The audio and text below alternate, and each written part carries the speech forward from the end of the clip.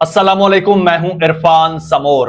दोस्तों, इस मुल्क के करता धरता, इस मुल्क के साथ तजर्बात करते करते ऐसा खिलवाड़ कर बैठे हैं, इस नहज पर इस मुल्क को पहुंचा दिया है इन लोगों ने कि अब इस मुल्क का दोबारा पटड़ी पर आना बहुत मुश्किल हो चुका है। हालात आपकी और मेरी सोच से कहीं ज्यादा खराब हो चुके हैं। आपको बज़ाहिर तो एक दो इस्तीफे नजर आ रहे होंगे, लेकिन ये तो आगाज था। आगे चलकर इस्तीफों की बड़ी लंबी लाइन है।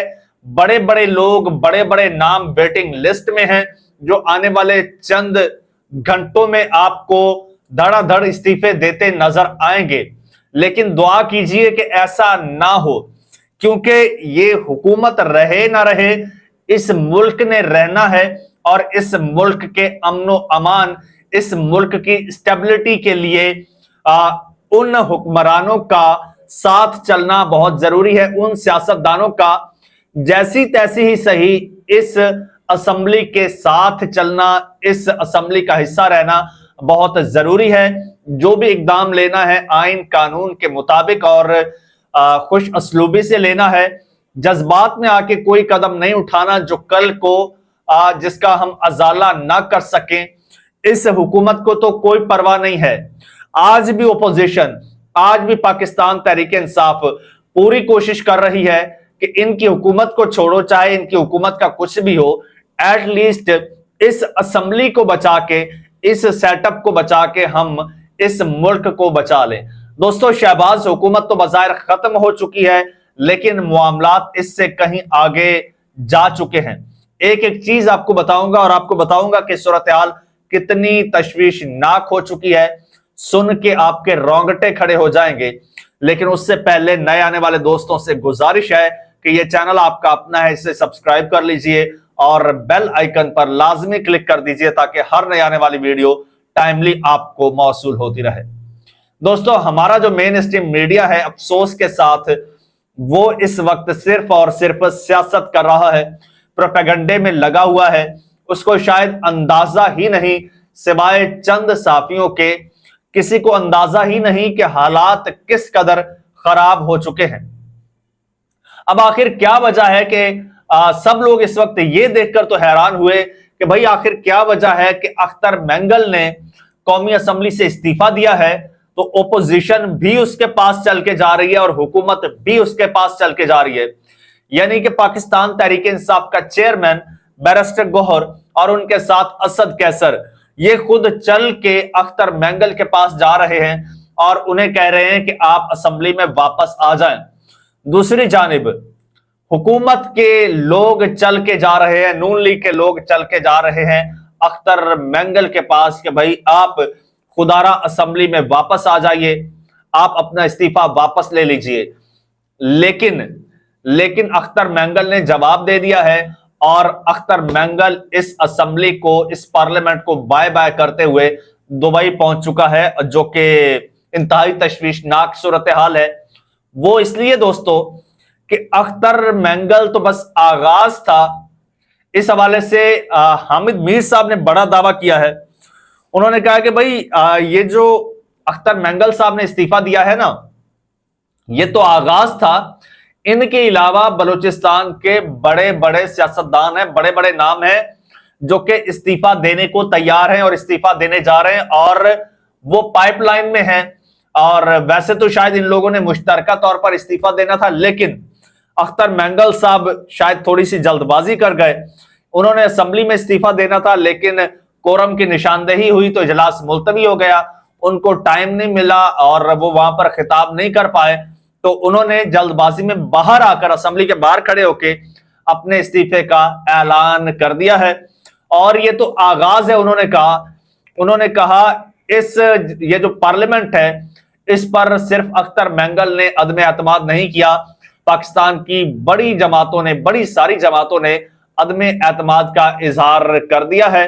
और अगर ये इस्तीफे आ जाते हैं दोस्तों, अगर ये और इस्तीफे आ जाते हैं, हुकूमत गई भाड़ में, हुकूमत गई तेल लेने, हुकूमत चले ना चले, रहे ना रहे, लेकिन अगर ये लोग اس کو جواز بنا کر اس اسمبلی سے واک آؤٹ کر جاتے ہیں، اسپیشلی بلوچستان کے پولیٹیشنز۔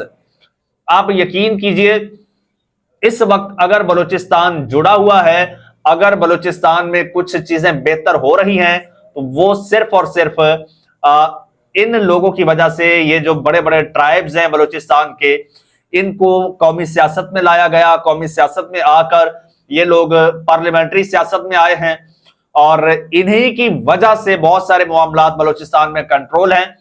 اور اگر ان خاندانوں کو، ان قبائل کو آپ سیاست سے آؤٹ کر دیں گے تو پھر سوچئے کہ بلوچستان میں آپ کا کیا اسٹیک رہ جائے گا، معاملات کس نہج پر پہنچ جائیں گے۔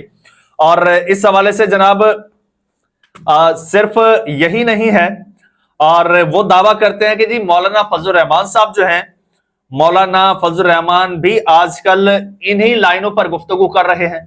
اور حامد میر صاحب کہتے ہیں کہ میری ان سے ایک بڑی ڈیٹیلڈ نشست بھی ہوئی ہے مولانا فضل الرحمان صاحب سے، اور اس گفتگو میں مولانا فضل الرحمان صاحب کی باتوں سے بھی کچھ ایسی ہی بغاوت کی بو آ رہی تھی۔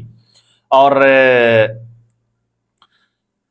حامد میر صاحب نے کہا کہ جی میں یہاں ٹی وی پر بیٹھ کر وارن کر رہا ہوں پورے پاکستان کو، پاکستان کے جناب اسٹیک ہولڈرز کو، کرتاؤں دھرتاؤں کو، پاکستان کی عوام کو، کہ خدا را اس طرح سے ملک کے ساتھ کھلواڑ مت کیجیے۔ اگر آپ اس طرح سے ہر کوئی عدم اعتماد کرے گا اس اسمبلی سے، پارلیمنٹ سے، پاکستان کے اس نظام سے، تو پھر ہر کوئی قانون کو اپنے ہاتھ میں لینے کی کوشش کرے گا، اور پھر جو حالات ہو سکتے ہیں اس کے بارے میں کوئی سوچ بھی نہیں سکتا، کوئی اس کا تصور بھی نہیں کر سکتا۔ اور ویسے میں بھی دوستو اس سے زیادہ کچھ نہیں کہہ سکتا۔ یہ نون لیگ پر مولانا فضل الرحمان صاحب کے پاس گئی ہے، مولانا فضل الرحمان صاحب کو کہہ رہے ہیں کہ مولانا صاحب آپ ہماری حکومت کا حصہ بن جائیں، اور ہم آپ کو جناب حکومت میں حصہ دے دیں گے، کچھ ہم سیٹیں دے دیں گے، ٹھیک۔ لیکن اب جناب مولانا فضل الرحمان صاحب جو ہیں وہ کہتے ہیں کہ بھائی آپ یہ کیا کر رہے ہو، اس وقت آپ کا ملک کس نہج پر پہنچ چکا ہے، آپ اس کو سنبھالو، آپ حقدار کو حق دو، اس کو آپ سب کو اعتماد میں لو، آپ سب کو ساتھ بٹھاؤ، آپ میرے ساتھ بات کرو کہ پاکستان کو کس طرح سے بچانا ہے، پاکستان کے آئین اور قانون کی آپ بات کرو۔ آپ یہ بات نہیں کر رہے، آپ الٹی بات کر رہے ہو کہ ہم آپ کو حصہ دے رہے ہیں۔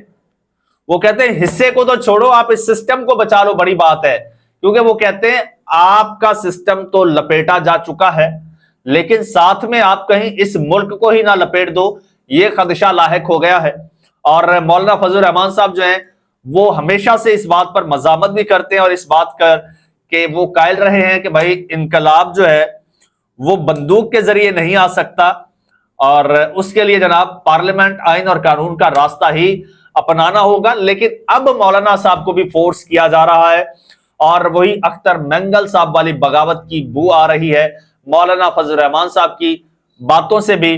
پاکستان تحریک انصاف اتنی بڑی پارٹی ہے، اس کو ویسے ہی آپ سائیڈ پہ لگا کے بیٹھے ہیں، تو آپ کے پلے ہے کیا اس وقت، آپ کے پاس ہے کیا؟